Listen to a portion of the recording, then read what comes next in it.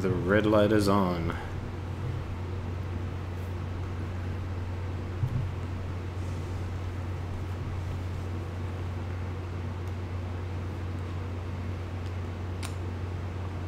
And we're on the YouTube. Cool. Well, we shall get started then with the things we are doing. You ready to go? I know you have the cold now, don't you? I apologize. Genuinely. Because I've been dealing with it for 2 damn weeks. Sorry. Alright. Well, let's go. You got the recording thing going? Alright.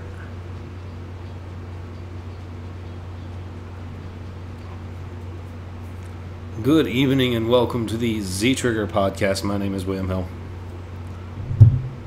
And we are here to do our video game discussion for this week, and it has been something of an interesting week. How you doing, Brandon?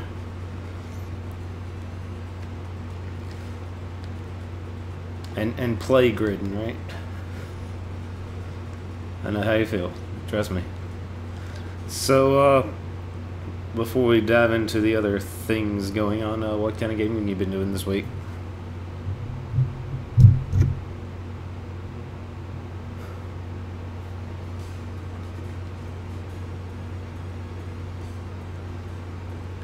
That much, huh?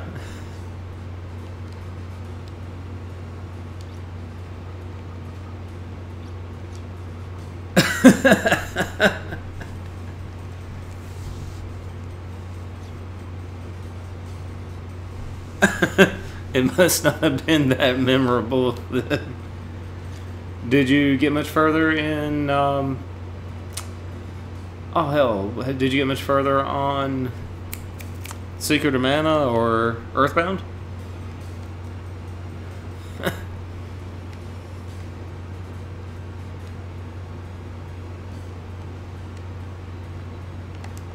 Damn.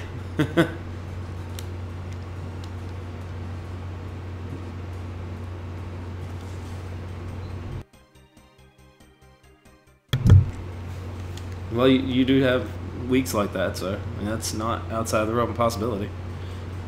I finished Mass Effect. Finished Mass Effect 3 at long last. It is done and over.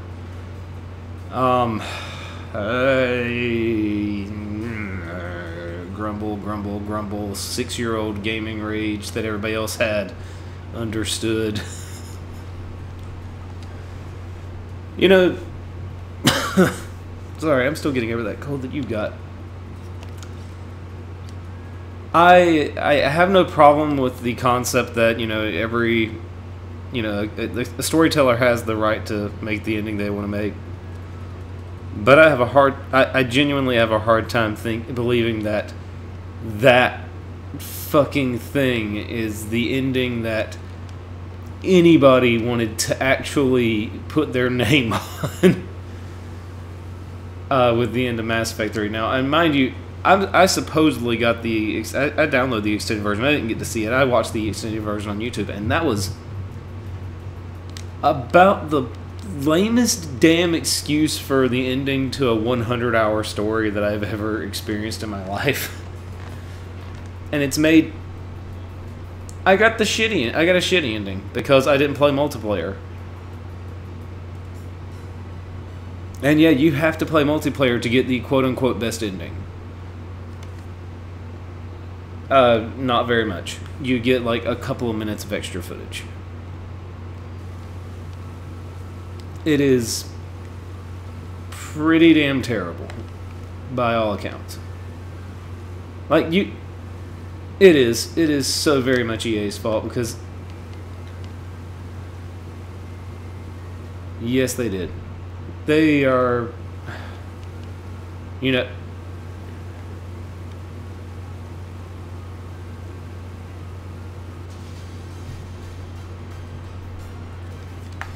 Oh, how dare you enjoy survival horror, Brandon?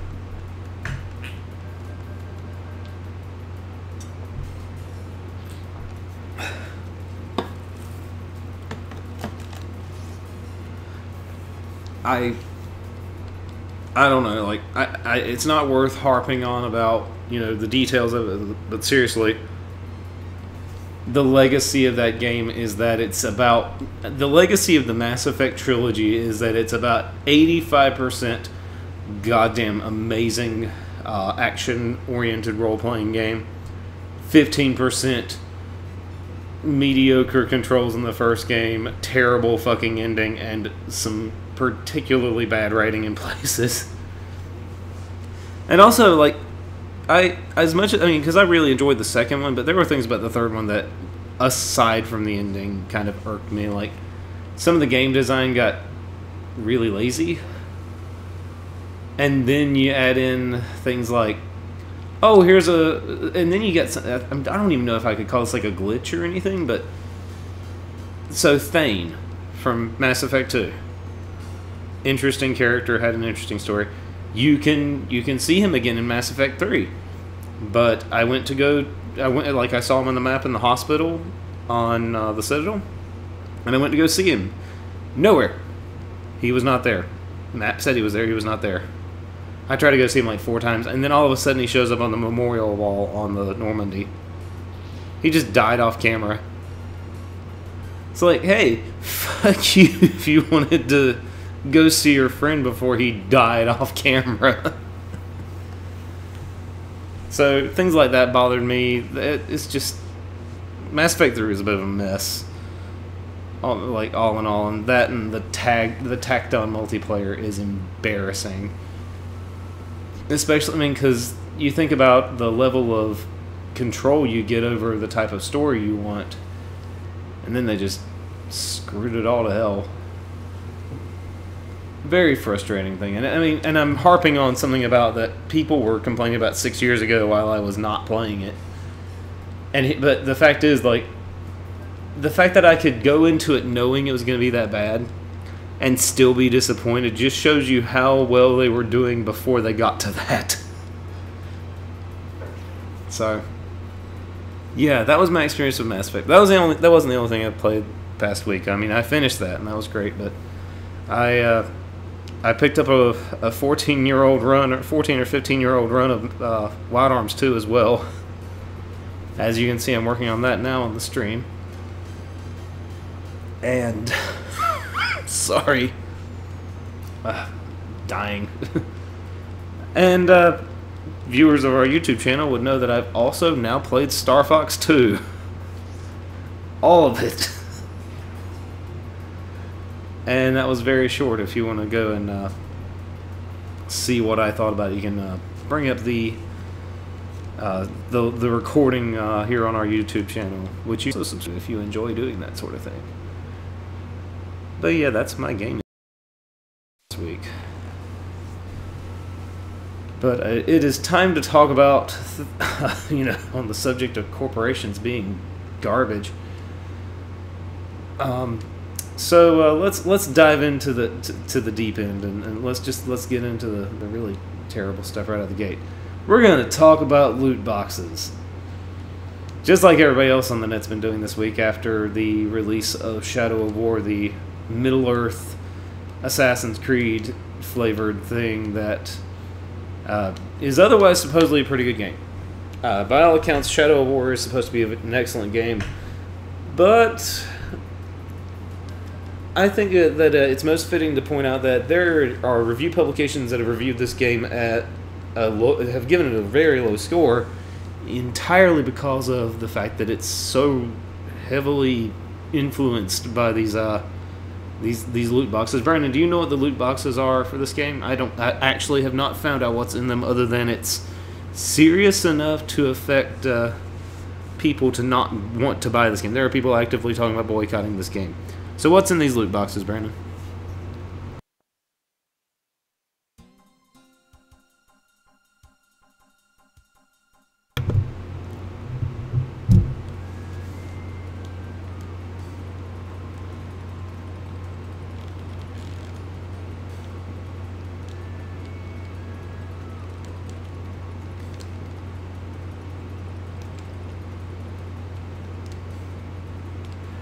Jesus, really? So the entire like mechanics of the previous game with the Nemesis system are now completely undermined by the fact that it's got a loot box system.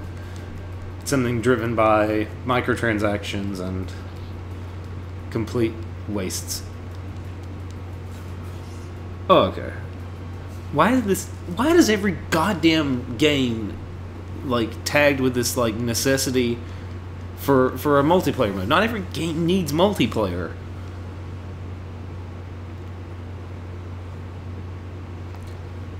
I didn't understand why Assassin's Creed got multiplayer, because that seems like the most horrible and painful to play thing imaginable. I mean, I guess I'm I'm not one to judge because I don't really play multiplayer games, but still, it sounds miserable.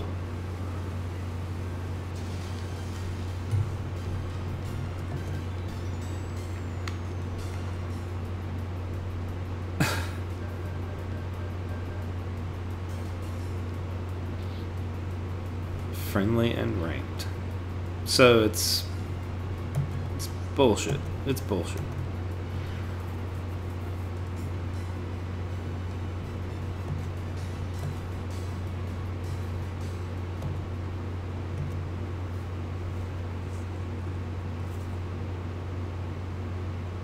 I don't. Why would anybody want this to have microtransactions then? Like, what bastard of a person is like, you know what this game needs? It needs something that you can permanently lose, even if you paid cash for it. They're one of the studios that keeps coming up in this ongoing discussion about how AAA games are abusing the market, or abusing the people that make up their market. And I keep finding myself unable to defend them. I'm okay with giving some leeway to the concept that corporations need to make money in order to succeed. But there's making money and then there's ripping off your fucking customers. And the concept of loot boxes definitely fits the bill. So, but the ESRB kind of disagrees. They do not see how it's basically digital gambling whenever you're paying money in for these loot boxes, because you're getting random. You're basically pulling the lever on a slot machine, and you may or may not get you may or may not get the gold, as it were. You're basically you're running the risk of just getting nothing worthwhile out of your loot box. Because would I be under the assumption that yes, you could in fact try and open up a loot box and get something you already have? So that's pretty shit.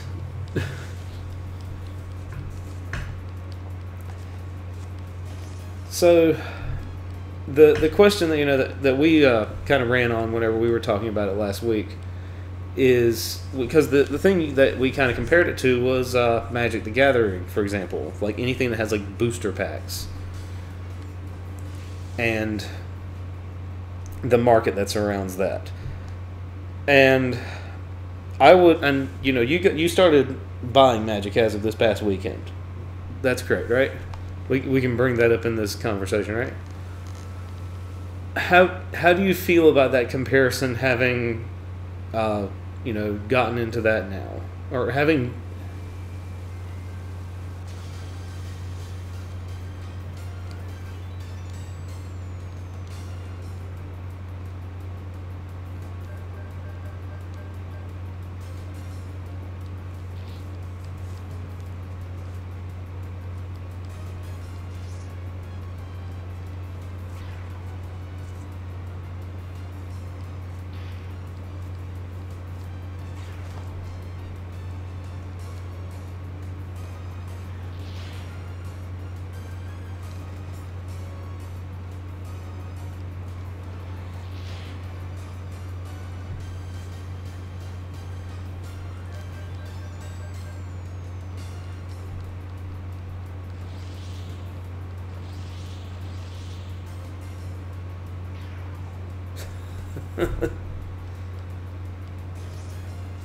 So the thing, the defense on it that I had for it last week, because I mean this has been a thing I've kind of thought about as we've gotten ready to have this conversation. So whenever you look at the back of the package for a booster from Magic, you're guaranteed very specific things on the inside of the package, like you're guaranteed a certain number of common cards, semi-rare, rare, and then if you're lucky, the mythic rare will pop in there.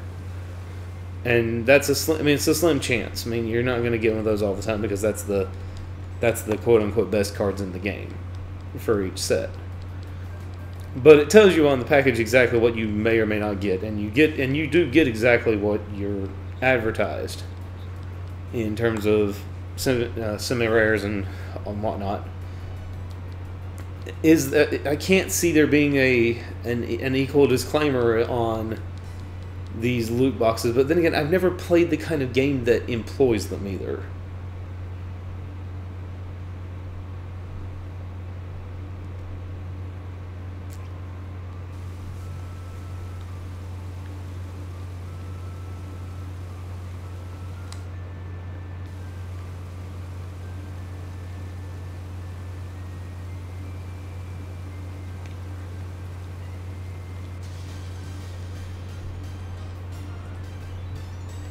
Since Overwatch really is when I remember them being I remember that was the first time I really heard about it.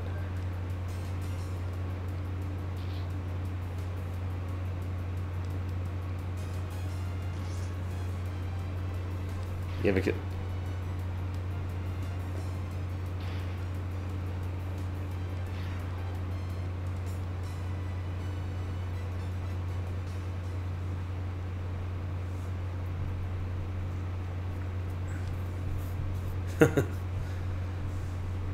I think my other complaint towards the comparison to boosters is that, okay, you talk about perceived value. If I pay $4 for that pack of 15 cards, maybe 16 if I'm lucky, I do have that. I do have those cards. Those are mine. I have them. Nobody's going to take them away from me and not be stealing. But if I take the contents of of the Shadow of War loot box into the ranked matches on there, I might lose that. You say I'll lose that. There's a chance I'll lose that. That's not okay to me. I mean, I'm okay with losing rank or whatever, but don't take away something that I legitimately paid cash for, because that's taking from me. Now, this is completely ignoring the other half of this conversation, and that's that the entire complete ripoff that is the AAA market, capitalizing on something as awful as microtransactions on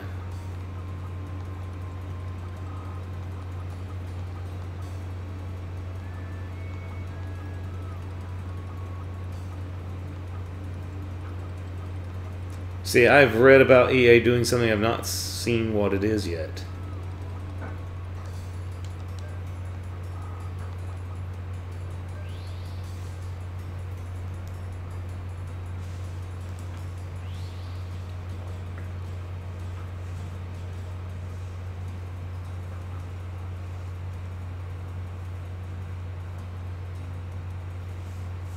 Oh my lord. Ugh.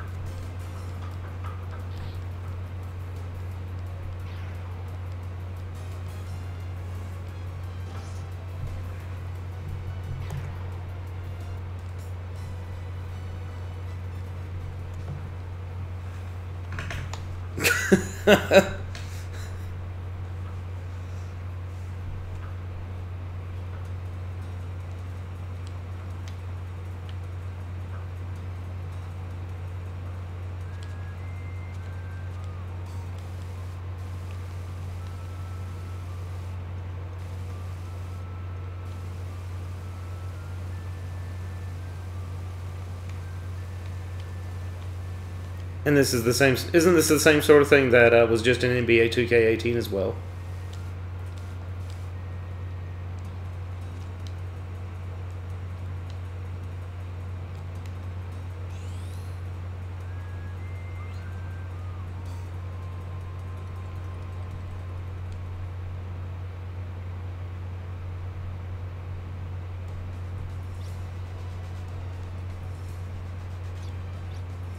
I'm kind of in the same boat. I know I will admit this. I know at some point when it's cheap enough, I will pay $10 for a copy to play the single player, because I do want to play the single player campaign, especially since it's now the only even remotely story driven thing that's going to be coming out of Star Wars, because EA is an inflated garbage inhaling cancer of a game company. But well, they keep getting worse somehow.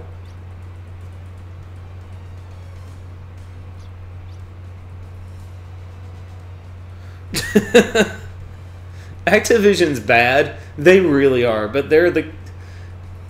It behooves me to say that they're the weakest kind of... They're the weakest smelling shit in the dumpster.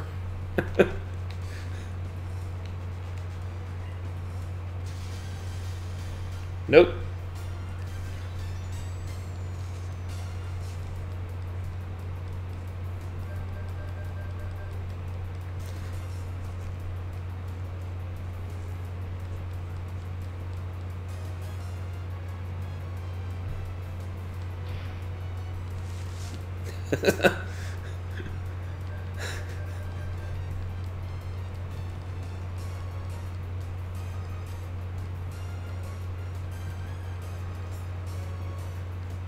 I really pray that never happens.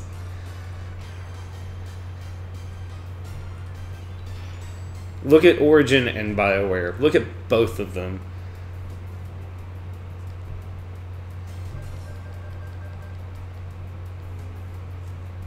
It has some prestige to it, yeah.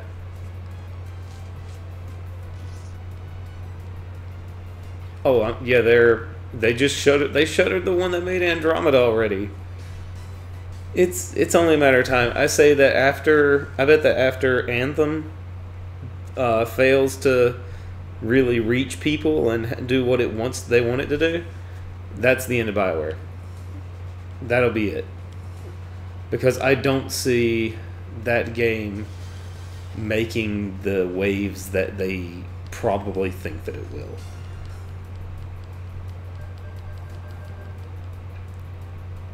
Exactly. And Destiny isn't even like... I don't know anybody who like went out and spent $60 on a copy of Destiny 2. I don't think I know a single person that did. I don't know anybody who was even hyped about it. And then Brandon tells me he bought a copy of Destiny 2, and this gets awkward. I just remember you got Destiny for Christmas and did not like it.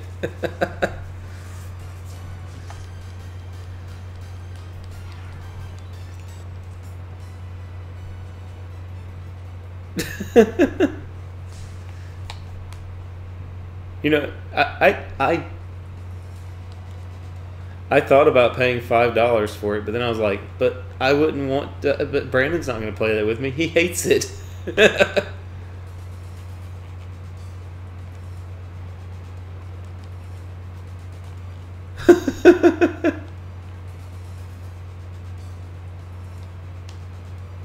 No, you shouldn't, and that's bad game design, which is actually kind of my problem with the online only shooter in the first place. I mean, don't get me wrong, I still want to go back and play more Battlefront, like Star Wars Battlefront 1. It's not the best game in the world, but you know, sometimes I just want to go and shoot some dudes and fly an X-Wing for a little while in a really crappy controlled X-Wing shooting thingy, because that's kind of fun for a bit. But at the end of the day, what am I mostly going to play, Brandon? Games that have a plot, games that have an ending. Because that's much more enjoyable for me. And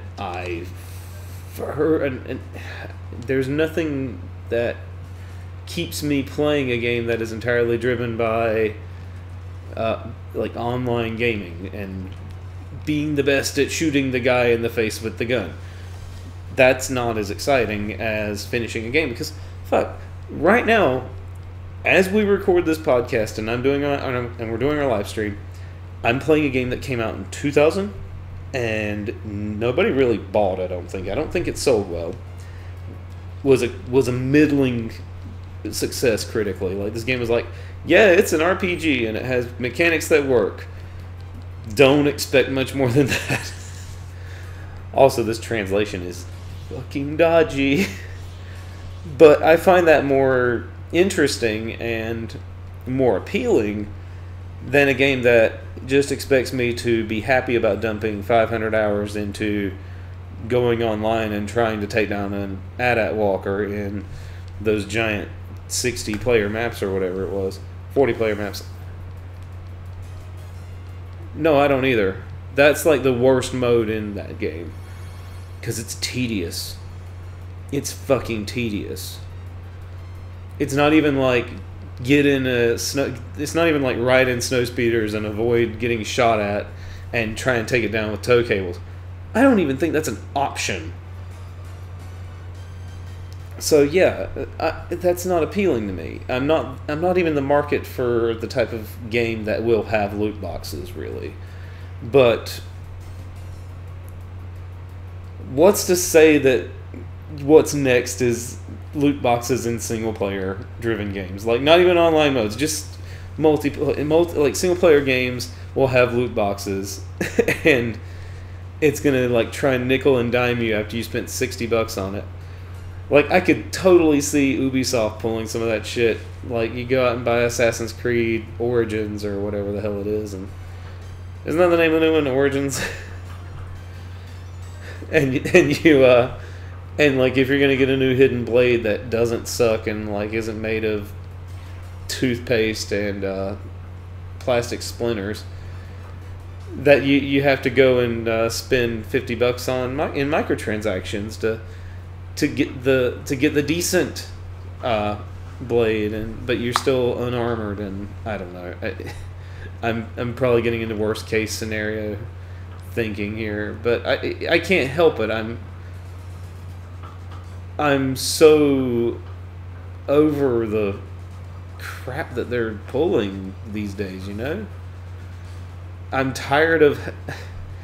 I think it's actually best set up because Jim Sterling was talking about this a couple of days ago. And of course, you know, we watch him and we're kind of like borrowing his shtick right now, talking about loot boxes and whatnot. But it is a problem. So, but he said it best in saying that it is such an obnoxious shame, really, that we have to that we're still talking about this.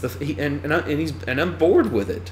I'm bored hearing about it because I can't believe this is the conversation we're having about video games right now. Whenever the discussion about, you know, what's next in terms of game design should be the most important question. That should be far more.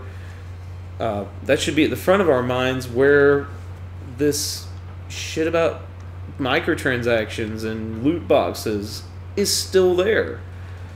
And I'm not even against the concept of DLC and things like that. That's fine with me, because if done well, it means you get more game. But we're not having this conversation. We're talking about fucking loot boxes.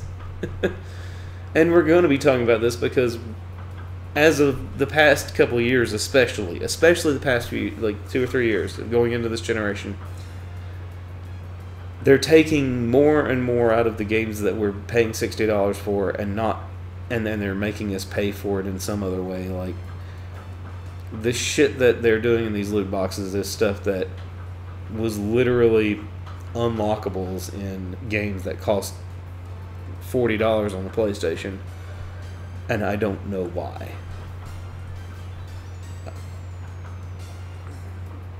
It's bad. You're just being passive, but you're right. That's all. That's their entire rationale. It's a joke. It's a stupid joke.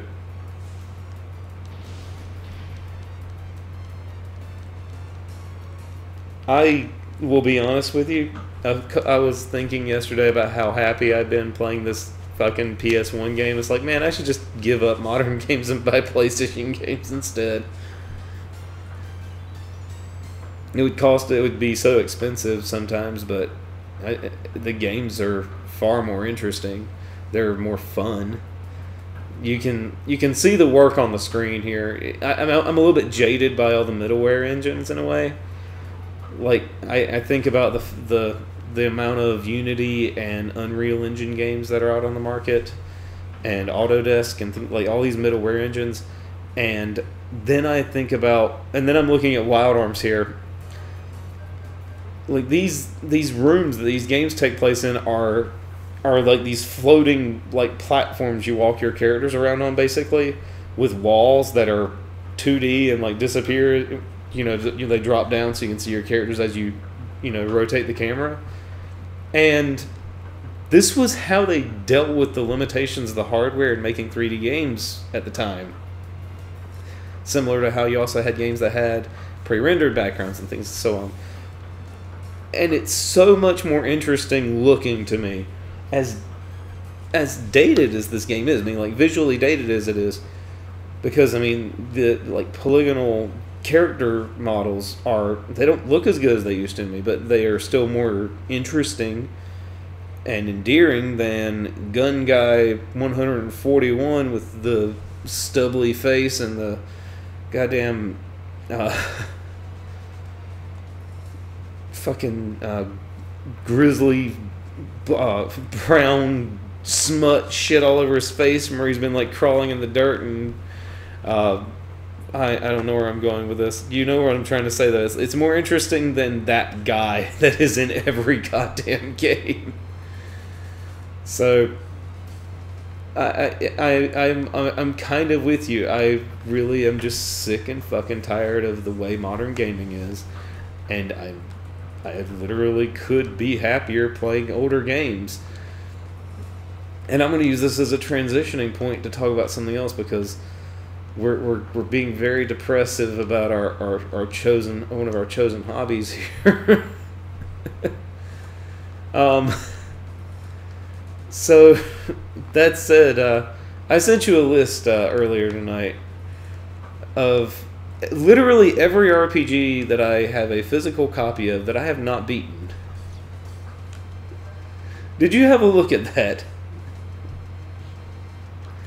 How much of it did you look at?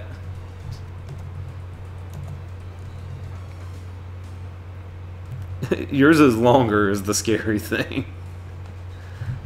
Easily.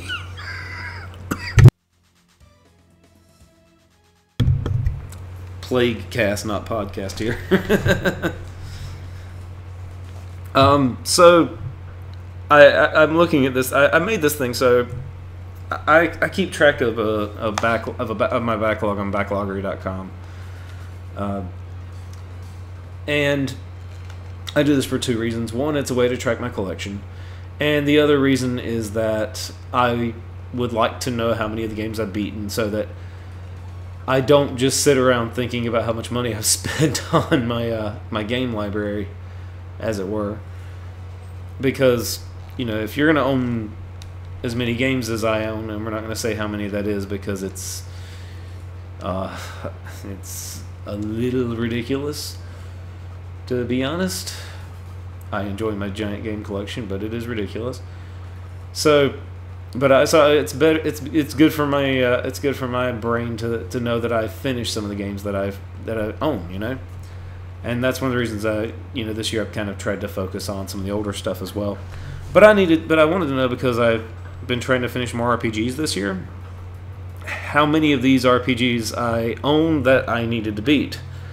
So I sat down and I typed up the entire list. I didn't count how many it is yet, for two reasons. One, that's a terrifying prospect. 11, 12, 13, 14, 15, 16, 17, 18, 19, 20, as I count anyway. It's well over, it's at least 50. That's like thousands of hours of game that I've got to play. But you've beaten some of these, I'm sure. You beat Final Fantasy X too, for example. No, I've never finished 10-2. And no, I've never gone all the way through with that ridiculous damn game. I've started it twice. And the first time I actually got a bit into it the first time. And that's how I realized that I really like the combat, even though the writing makes me cringe constantly. But whenever I finish that, I get to take 3 games off my backlog, because no, Brandon, I'm not going to finish Final Fantasy X 3 times. Have you? Actually, Brandon, have you finished it 4 times?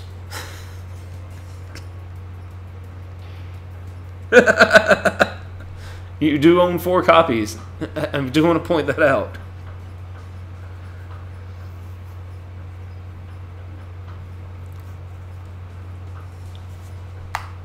And PS3.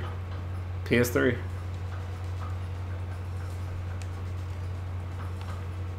Yeah, I remember you got both copies like I did.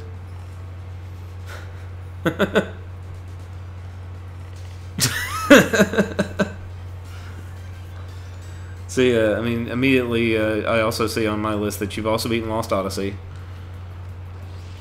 which is impressive, because that game is crunchy with its heavy use of magic users. Did you finish Witcher 2, right? And Deus Ex you finished. Let's see what else you finished on here. Just glancing. Yeah, it's a tactical RPG it was a launch title for the 3DS. What's the matter? The game is hard.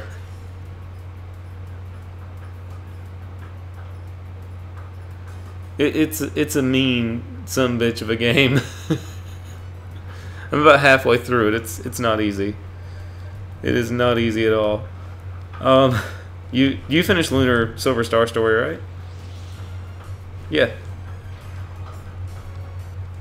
You finished a version of it. I know, because you borrowed my copy and you played through the Game Boy Advance version.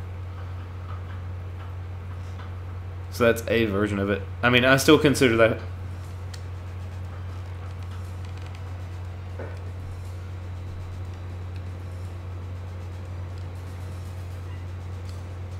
Yeah. That's why I still have that one on there, because I have the Sega CD version.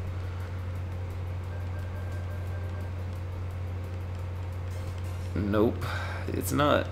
It's a harder game too on other systems. Still, the Game Boy version is still pretty good though. I still give it that. I still enjoyed it. It's a good port, more or less, but it is a little bit different. It's a lot different. You finished ActRaiser. Did you ever finish Illusion of... Have you ever played through a run of Illusion of a Guy all the way to the end?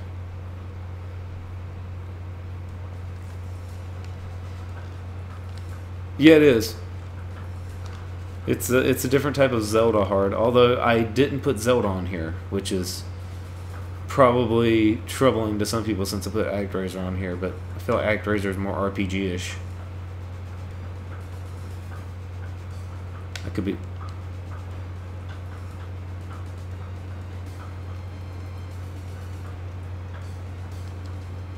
Yes, they did. And that's putting it nicely. Let's see. Well, we're still doing this. You finished You played through the last story, right? I need to finish that one. I got a long way into it, and I quite liked it. It's not my favorite RPG by any means, but it's good. It was an interesting take on adding more action to role-playing, at the very least. So, let me see. Now we're getting into some of the fairly esoteric stuff on here, because, well, not some of it's not, but like Alundra 2 is not that's not a game that people talk about anymore, because that name fell off after the PS1 era. Yeah.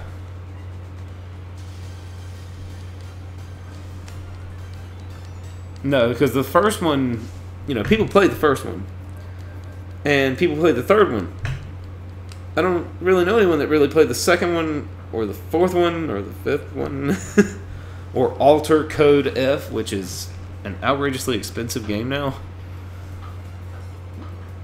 Some of those games get expensive. 5 and Alter Code F are both like $70 to $80 games.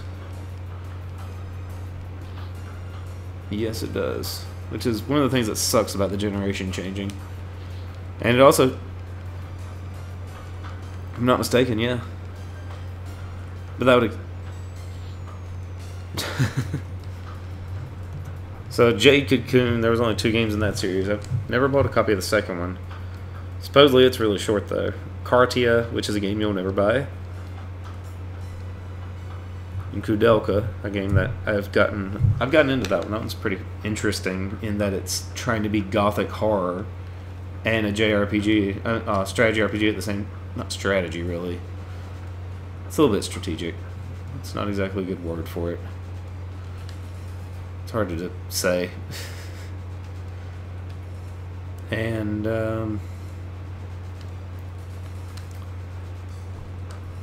sorry, I'm going through this room a second time because I fucked up the first time.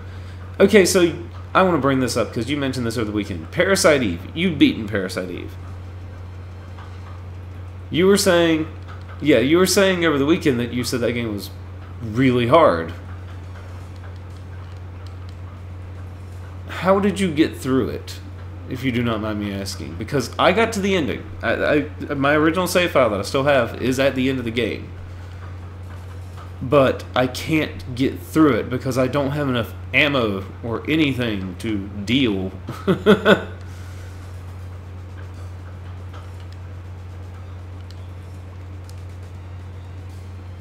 Okay, so you can't really say that you had a specific strategy for how you got through it. That is unfortunate. I was really hoping you had some insights for me because... Okay, so one of the 2 games that I have left after I finish Wild Arms, and I think I might actually be able to finish Wild Arms, which is unbelievable to me. I don't know how I'm actually getting through this game as easily as I am. Maybe it's that I actually know how to play role-playing games now, and I didn't then, but Parasite Eve is a game that I will probably be able to finish. I mean, not Parasite Eve. Well, yeah, Parasite Eve is a game I'll probably be able to finish. On the other side, I don't know how in the fuck I will finish Legend of Dragoon. Because I can't do the damn timed button presses required to beat anything in that damn game. So, you never finished Legend of Dragoon, did you?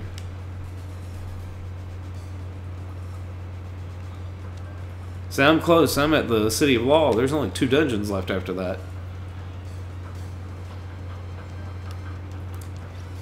So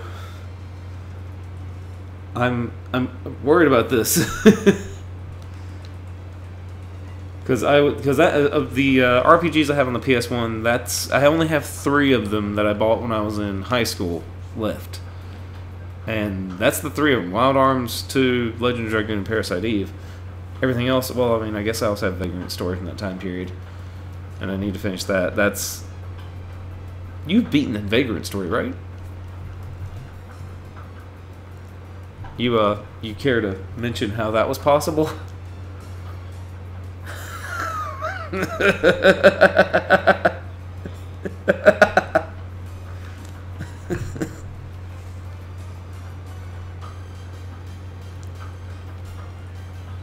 Yeah, it's made by the same people who made Final Fantasy Tactics. You know, your favorite game ever.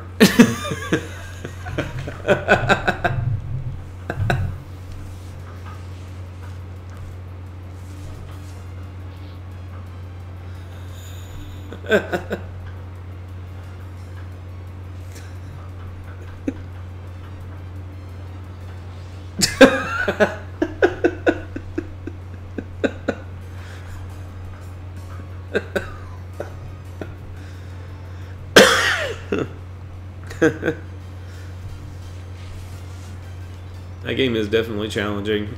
I need to play through it. I need to actually give it a serious chance. Although I won't lie, I'd love to have a copy of the strategy guide to do that. You know, I have a lot of the guides for these. I have guides for so many of these games, but some of them I don't. And I wish I. I mean, I sort of wish I had one for Wild Arms 2, just because of side quests that I wish I could understand how to proceed with. Because I explore the hell out of the dungeons when I play through this game, but I still know I'm missing something somewhere. That, and, you know, considering this game's 15 years old in my collection at that, I'm not going to know where everything is. You know, back then, I don't know what I missed back then, so. Okay, so I'm going to ask you this, moving into the next section, which is my PC games. What do you think about completion with MMOs? How do I fucking chart that? Do I chart that? Do I care? Yeah, I know, but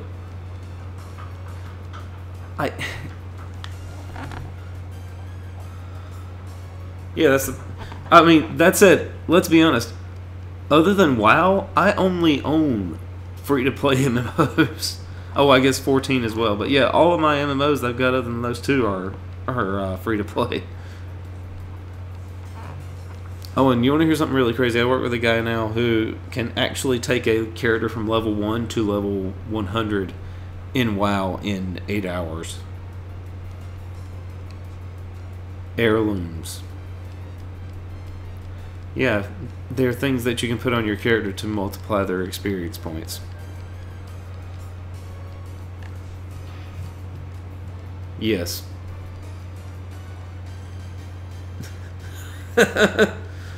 It's the only way that people still play that damn game.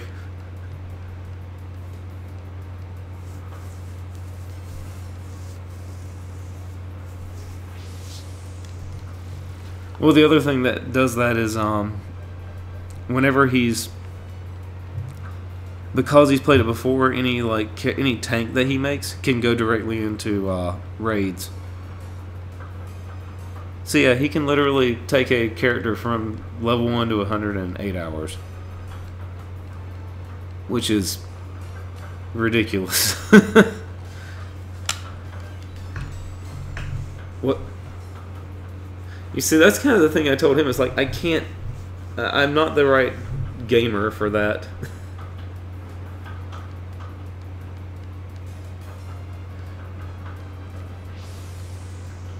Well, I mean, to be fair, I'll use my New Game Plus on Chrono Trigger, but it's still good, but not because of the gameplay. It's good because the story's good. Yeah, that's what. No, it's not, and that's the other reason I can't be arsed to play that game. It's not fun. The story's not interesting enough. There is a plot, but it's not interesting, and that's unfortunately one of the games on this list as far as playing for plot. So I'm trying to decide how I want to handle my MMOs with, you know, trying to clear through my backlog. So, all right, let's wrap up my run through this giant fuck you list of video games. One of my biggest failures in my game collection being played through has got to be Skies of Arcadia. Because I played the GameCube... I've tried to start the GameCube copy twice. But I also had started a copy on the Dreamcast using the copy you bought. So I feel terrible for having not played through this game. You know? And you haven't played through that one either, have you?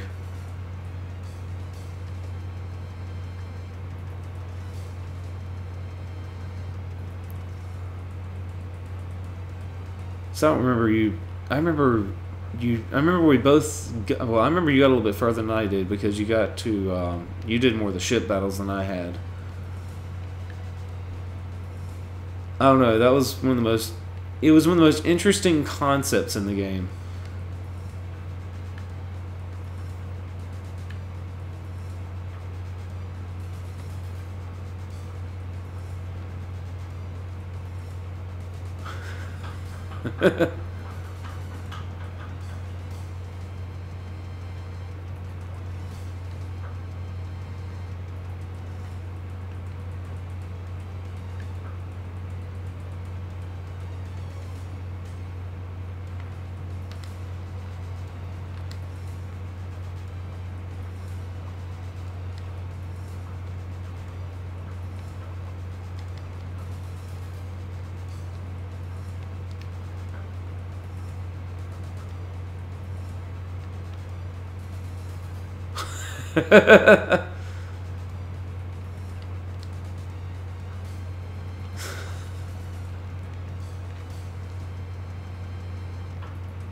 I remember that. I remember you playing the fourth one. That was right before you moved to Wilmington, and you loathed that game.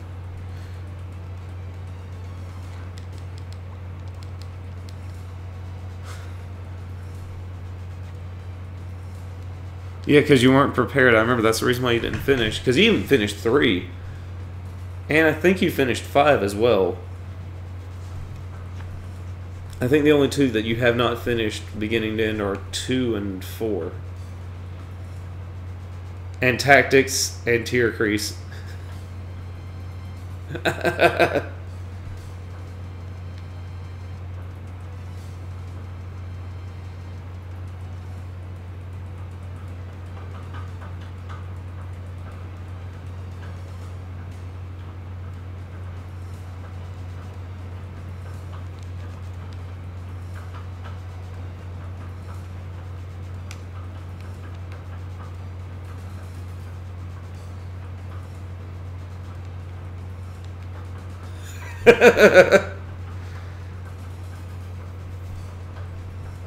That's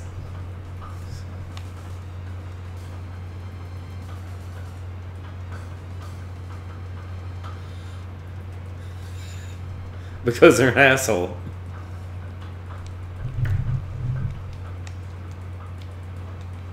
See, I like the idea. I haven't played it in a long time, so I don't know.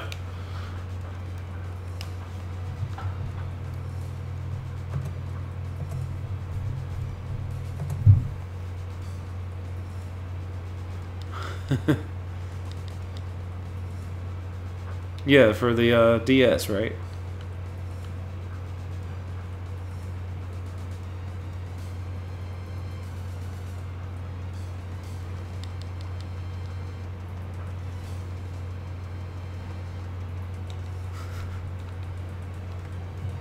We'll see, because that one's coming. That one's coming up. But I'm torn between like a few titles. Like I want to finish the Xenosaga trilogy.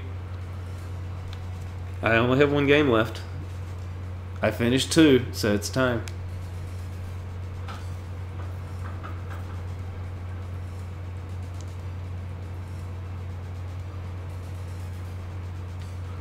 Two was very bad. There's moments in 2 that made me glad that I played it, but they were at the very ending, which is infuriating.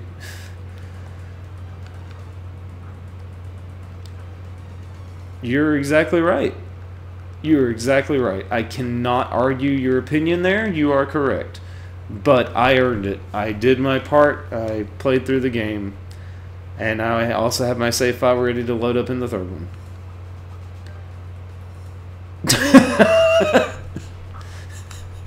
You gave him more money than I did, I believe. Because you bought it a lot earlier than I did. When I bought it, I bought my copy for $7 brand new at GameStop. And that was after having paid like $6 for a used copy.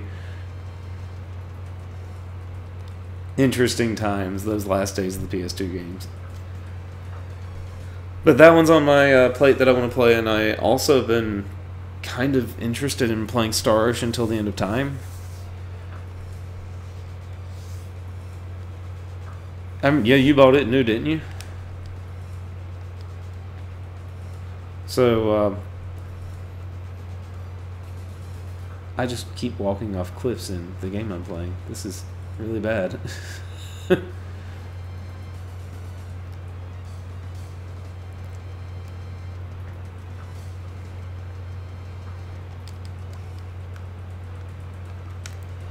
Sorry, I'm solving a puzzle, so I got quiet there. I'm sorry. There are so many ridiculous puzzles in this game. It's absurd. And none of them are fun. They're all a pain in the ass. Anyway, I digress. I have every intention of getting through to a lot of these games, though, and Star Ocean Till the End of Time is one that intrigues me because it seems like it's going to do a little bit more on to kind of, you know, try and achieve that whole sci-fi role-playing game thing that I've wanted it to be since I first tried to play one of those games. The second one, you know, the only one I've beaten all those years ago. So, all in good time. All in good time. I think I've got the wrong person for this puzzle. Okay, anyway, so, I don't know, I'm kind of torn. The other news bits we had for this week were not as interesting as the loot box thing.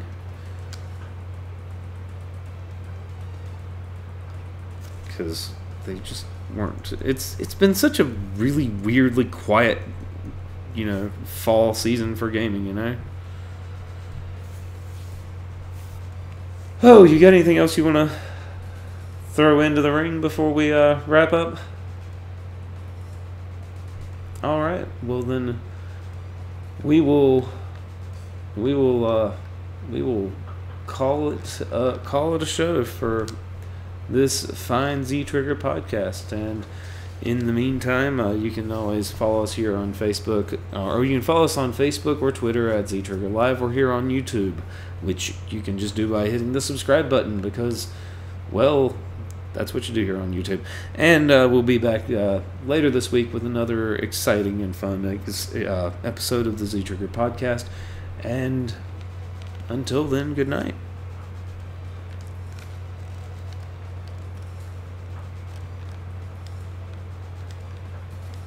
Oh my lord. This puzzle is pissing me off. I don't have the right person to do the puzzle, so I have to go try and swap the right person so I can do the puzzle.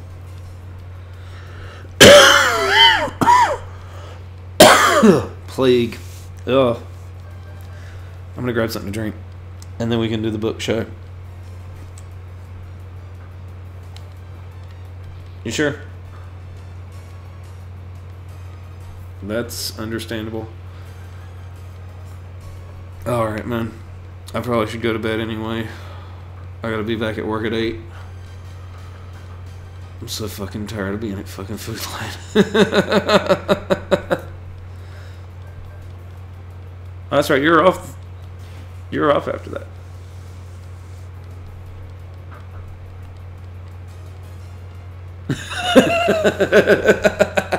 Why don't you do them?